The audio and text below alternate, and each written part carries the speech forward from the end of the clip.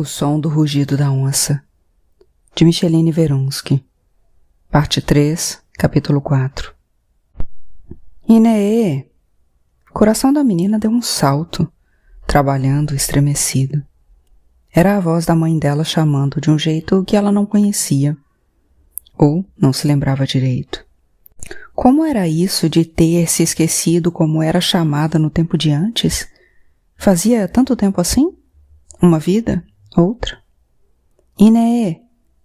Ela ouviu de novo aquela voz manifesta e foi abrindo os olhos devagarzinho, reconhecendo que era a luz da mata tomando suas vistas, o jeito que o sol batia nas folhas fazendo buraco de luz, que a claridade caía na água do Uapurá, em Bubuia Pequena.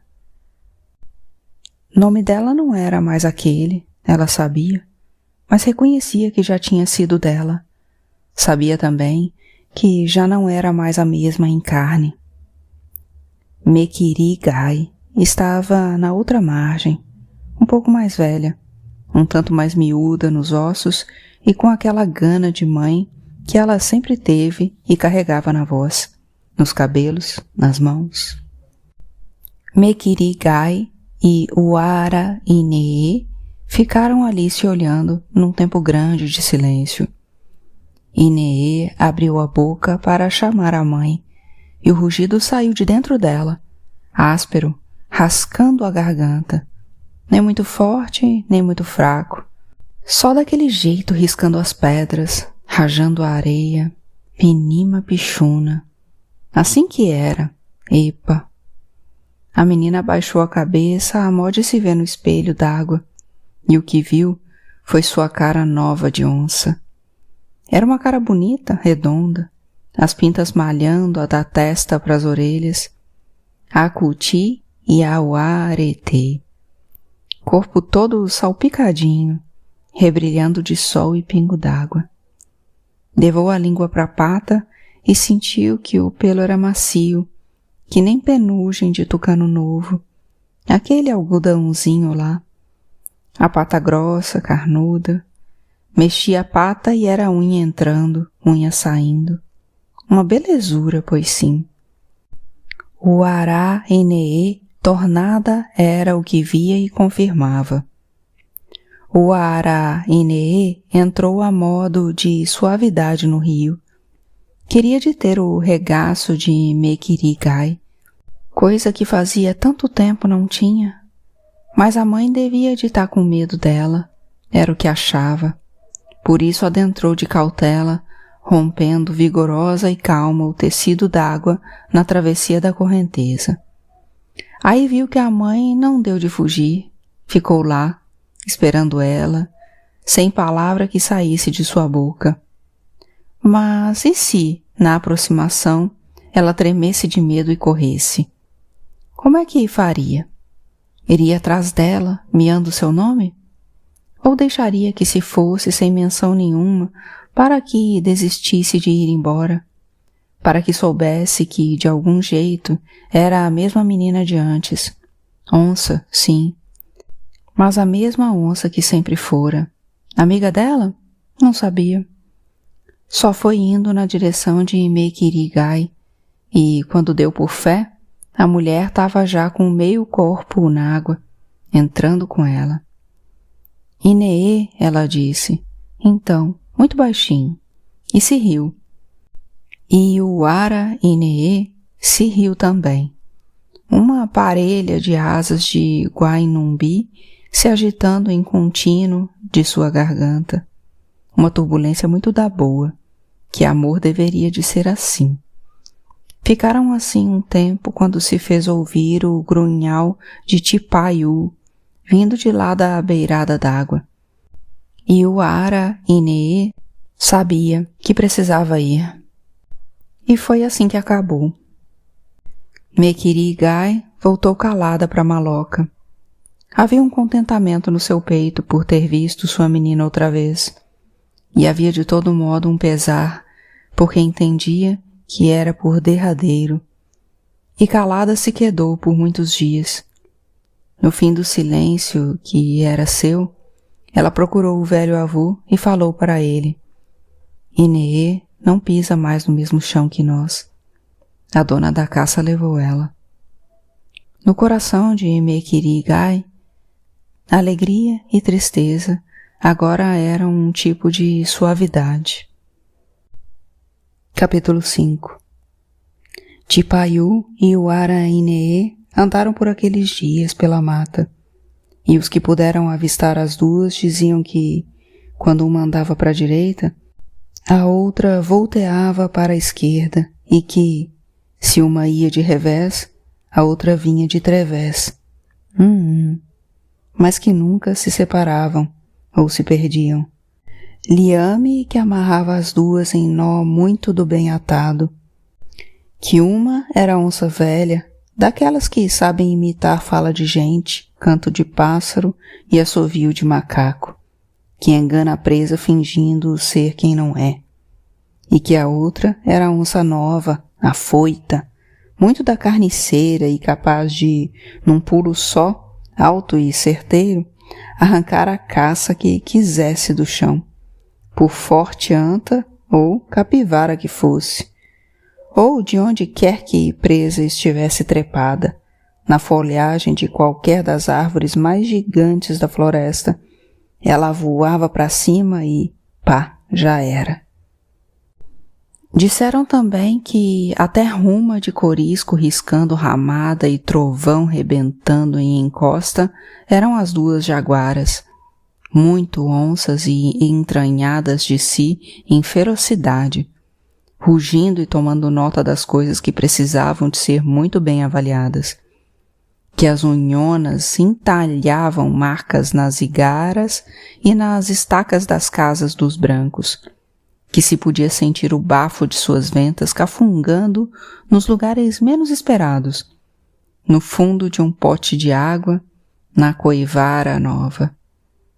Contaram mesmo que as duas onças, que por mãe e filha tomavam, mataram e depois comeram uns brancos da vila de Ega, e que destrincharam de tal jeito os cabras que só se soube que eram gente por conta do cinto e das botinas que restaram, e que bem longe, na beirinha do Rupununi, ali onde resta ainda o toco da árvore de toda a vida, um xamã dos Ingaricó viu o telhado do céu se abrir de par em par num outro céu, todo brocadinho de estrelas, tal e qual o céu anterior, e que lá, no alto do firmamento, muito celestiais, 6 cabeças de jaguar banhadas em sangue faziam trajetória de modo a cobrir as estrelas dos 4 macacos do Uruculi.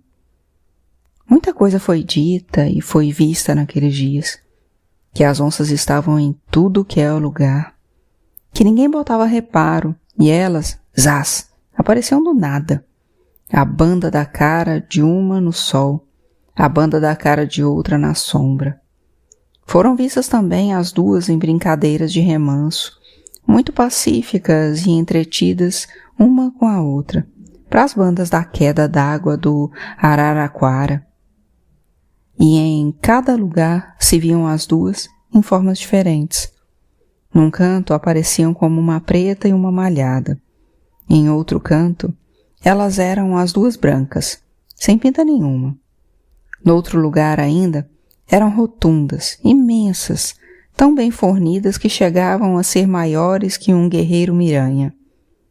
Um padre dos brancos chegou a contar que dissera suas rezas para as duas, num quebradão perto de Barcelos, e que elas foram muito cristãs. Mas quem teve reconhecimento dessa lorota garantiu que se tratava somente de uma tamanha mentirada. No entretanto, ninguém que se atreveu a se embrenhar em mata a modo de caçar Tipaiu e Uara Inê, porque de um jeito ou de outro sabiam que as duas eram encantadas. Quando as notícias das onças começaram a chegar, primeiro pela boca de Mequirigai e depois pelas notícias dos trocanos, ou dos parentes das terras de cima, o velho avô começou a fazer pequenas bolas de barro e foi desenhando nelas o rajado das jaguaras. quando teve ciência da visão do velho Ingaricó, achou por bem de dar o seu trabalho por encerrado. Como já possuía um bom número daquelas bolas, pegou uma igara pequenininha que ele mesmo tinha feito, meteu as bolas dentro dela, presas num trançado de palha bem apertado, e soltou na corredeira do rio. Era um mapa, para modo a menina encontrar seu caminho quando chegasse a hora de ela se ir. Mas ele sabia que isso ainda tinha uma demora, e que a visão que o xamã tivera das cabeças de onça cobrindo a constelação dos 4 macacos dava conta da chegada de um tempo bem pior. Menina ainda tem o que ver entre o reino desse mundo e o outro, disse o velho avô a Mequirigai.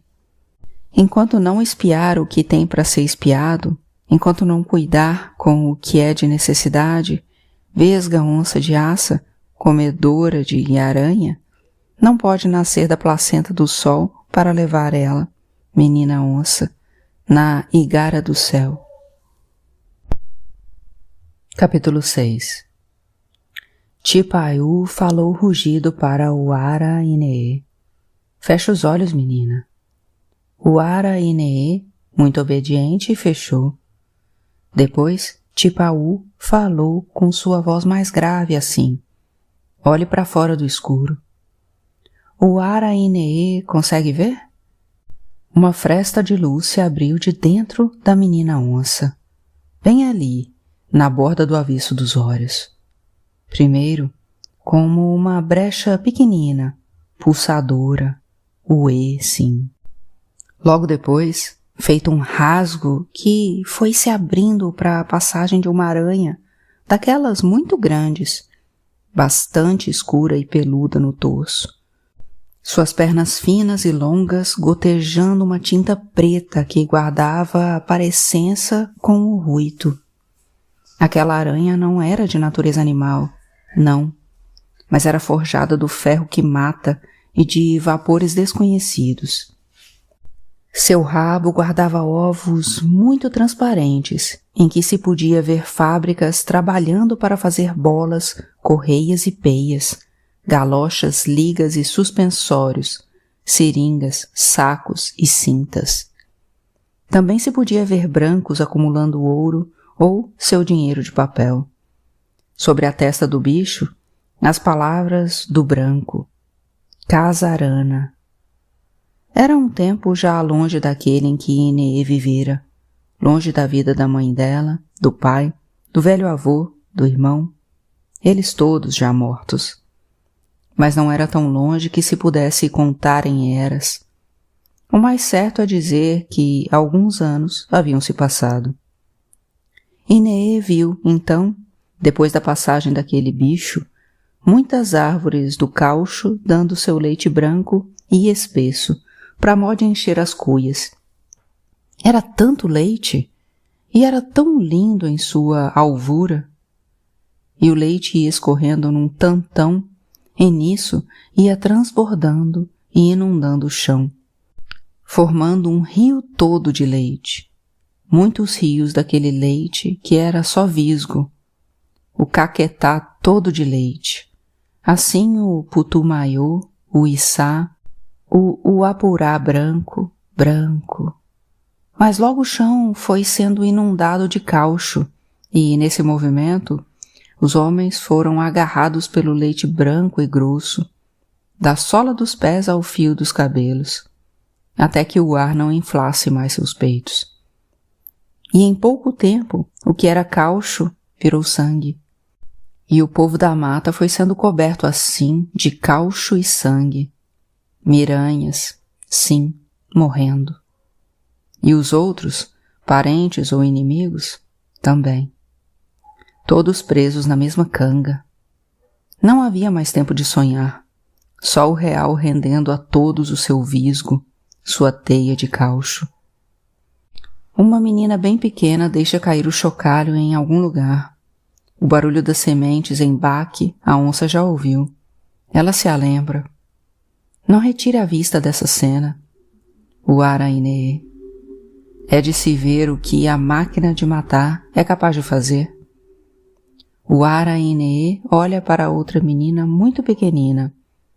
Não é aquela que balançava ainda agora o chocalho sob um sol que se agarra na carne feito carrapato. É uma diversa, miudinha. Ela leva nas costas um fardo mais pesado que ela mesma. É magra feito tabica de mato. Pode vergar e quebrar no vento a qualquer gesto. Está estalando, vai se quebrar. Está estalando. Está se partindo sob aquele peso. É filha de um filho de Tsitsi. Ela toma conhecimento. De modo que é como se ela mesma, igual em parecência e sangue. E mesmo que não fosse, ainda assim, parente seria para ela. Como era a menina que um dia morreu no mar, quando ela fora desterrada e levada naquela louca travessia da tão enorme água. Tudo gente sua. O que Messê tá vendo? Perguntou a onça grande, muito dona. Menina tombando no chão, joelho machucado, porque o caucho é pesado demais da conta. Batem na mãe da menina para ela trabalhar melhor.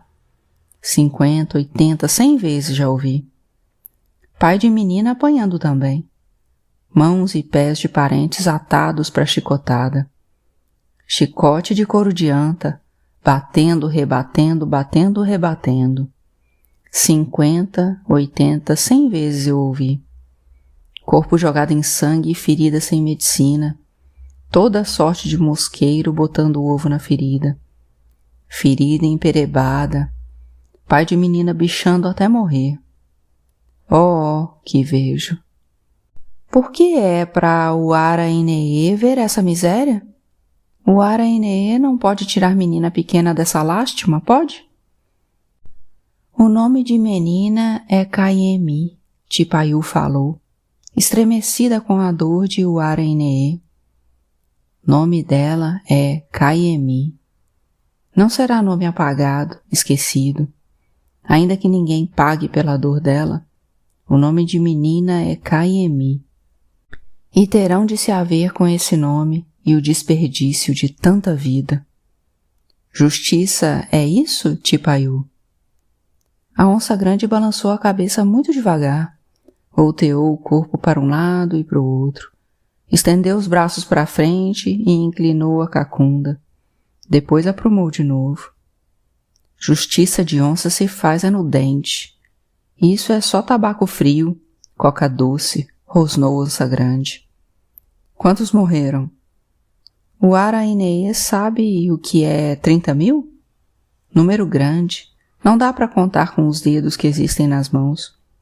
Número grande feito estrela que acende no céu, areia em leito de rio. Quantos acertaram em fugir? Aqueles que puderam. E ruindade, ela acaba? Dona se pôs sentada nas patas de trás, bem por cima das folhas úmidas, e nessa ação sua foi assomando em derredor aquele cheiro verde com que as folhas, em revelando sua deterioração, dão de encher o ar, e pediu que a menina olhasse bem para ela. Não havia rastro de lágrimas descendo pela cara da menina onça, é certo, porque o Ara-Inee tinha dessa vez desaprendido por completo como era chorar. Tu aprende que ruindade não acaba. Não acabou com tudo o que fizeram antes de Messê vir para o mundo, e muito menos com o que fizeram com tu e teus companheiros. Nem acabará depois que passar o que fazem ali com Kayemi, filha do filho do teu irmão. Nem acaba com o que fizeram com o teu povo, ou com os boros, os Yutotós, os Runicuins, ganância da aranha a tomar da vida deles. Escuta só, ruindade não acaba, não. Ela se estende, encompridando, jauá, jauá. Por isso que eu quis mostrar isso para tu. Para que Messê, tu não se esqueça. Eu vou te mostrar ainda mais coisa, mas agora descansa, que a viagem é por demais longa. E quando tudo se der por findado, se tu quiser, vou levar Messê para a maloca das onças. coração de Jaguara Nova estava cansado, mas precisava de alento, uma triste alegria que fosse. Deu então de sonhar. Lá na maloca das onças, o Ara Inee pode dançar? Pode dançar, sim, que as onças de lá, diferente das daqui, vivem embailados num salão muito grande e redondo. Lá elas não precisam nem se arreliar de caçar, porque caça vem para elas, sem que elas peçam, muito sujogáveis. E levanta poeira quando as onças de lá arribam os pés na dança? O baile das onças levanta poeira de muitos pés, e teus pés haverão de levantar aquele pó de igual maneira. As onças da maloca são bonitas? Tudo onça de grande formosura. Tem Urujauara, tem Jaguatirica, tem Tapiraí Auará, tem Maria Maria. E moço, tem moço onça na maloca das onças? Iagoa Pará, Ianerê Etê, tudo macharrão, tudo tigrado em suas roupas, pinima, pichuna, de tudo quanto é qualidade. Tem rede boa de deitar lá na maloca das onças? Tem rede boa, rede limpinha. E Tipaiú vai deixar eu deitar na rede? Vou dizer assim para tu, se encoste aqui nessa rede e descanse, criança. O Ara Inee queria a palavra que amansasse seu coração, para ver se repousava de comprido o espírito já tão atribulado. Fingiu cochilar. Tipaiú se riu entre dentes, um riso triste. Sabia que não haveria sossego, mas fingiu que acreditava naquela trégua pequena. Em cada pinta da malha de Uara Inee estava desenhado um rosto. O rosto dela mesma, quando Inee. O de Caracaraí, de gente demais que lhe havia sido tirada e que lhe era cara a peso de um ouro que gente branca nunca saberia. Um ouro em tudo diverso do ouro deles. E Tipaiú via que, depois de tudo o que mostrara a menina, uma imensidão nova de rostos se figurando como lumes no azul negro do céu distante, nascia na sua pele.